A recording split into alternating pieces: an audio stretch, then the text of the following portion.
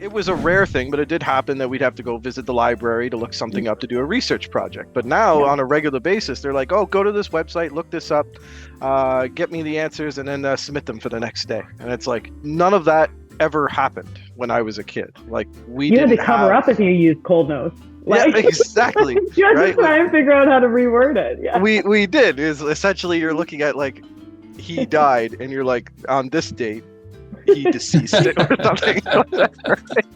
You gotta change it just a little to make sure you're not doing that. But no.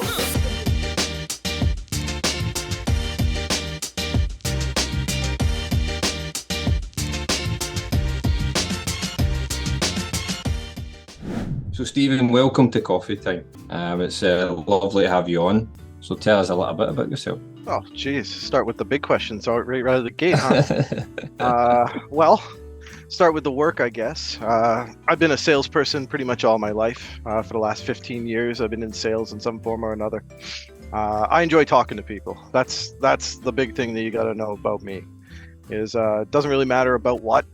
I will talk to you about anything. A big part of me is just going around doing new things, talking to people about it, trying things, often failing at them spectacularly, but that can be fun too.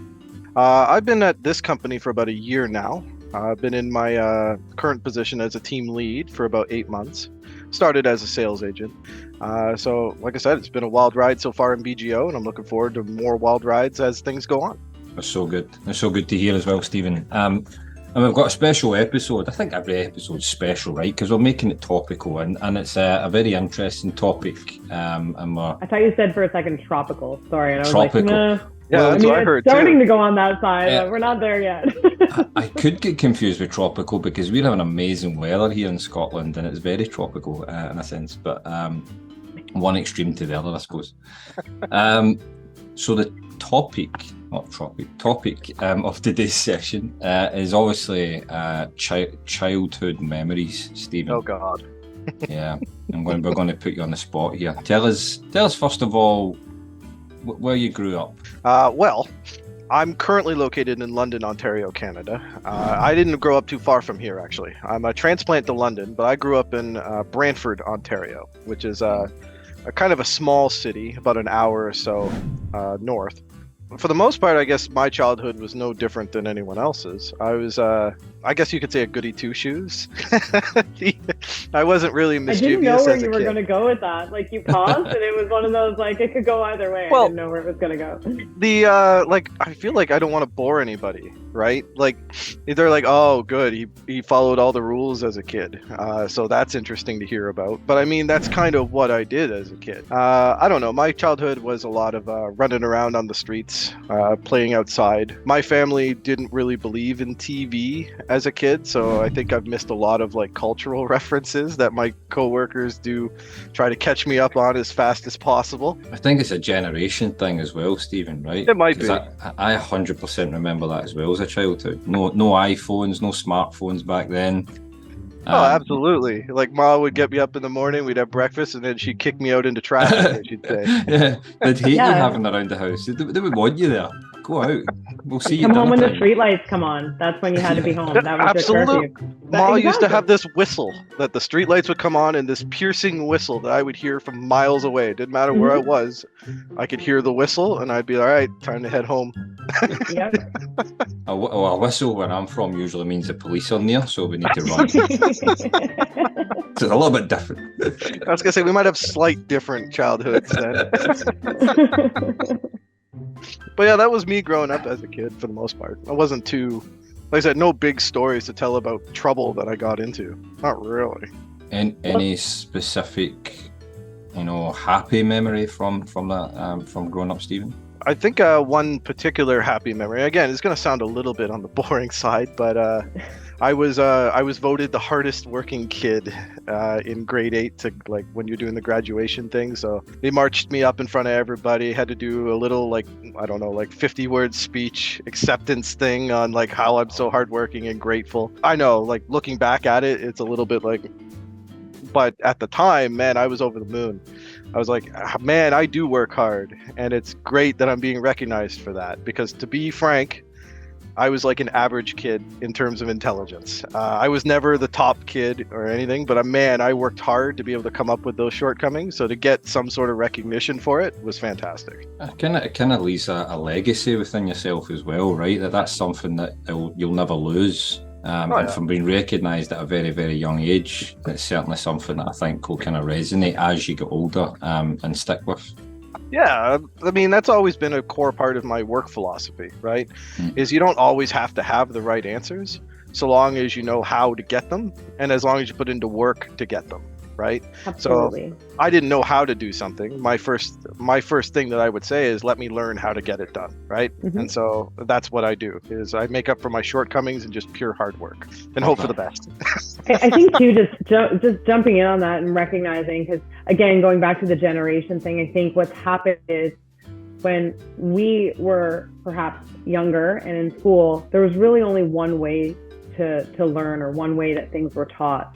When you look at things today, there's so much accessibility to different information in different ways that we're honoring and respecting more the different learning styles that are out there, so that everyone is learning that hardworking skill. Oh my gosh, yes. In fact, like I don't have any children of my own, but I do have nephews that I do occasionally help with some of their homework. And my gosh, the quality of assignments that they get done, right? Like it was a rare thing, but it did happen that we'd have to go visit the library to look something up to do a research project. But now on a regular basis, they're like, oh, go to this website, look this up, get me the answers, and then submit them for the next day. And it's like none of that ever happened when I was a kid. Like you had to cover up if you used cold notes. Yeah, exactly. You had to try and figure out how to reword it. Yeah, we did. Is essentially you're looking at like he died, and you're like on this date he deceased or something. You got to change it just a little to make sure you're not doing that. But and no, like the date didn't change in the next encyclopedia that came out, right? We find out some different information that was delivered by a crow or somewhere. Oh, absolutely. But yeah, the like I said, they're being taught these days on how to like do research, not so much on like getting the right answer, but they're like just the fact that the internet is such a powerful tool, and obviously they are a lot more comfortable with it than I was when I was their age. They're being taught okay, this is where you find the information. So ironically enough, and I think back to grade 2, and this is just a story that had come up actually 3 weeks ago. My oldest child is in grade 2, and they came home and they said, I learned about coding today. Can I get a coding app on my tablet? Like, coding? What do you mean by coding? Like, are we process coding? And that is what they're doing for math now.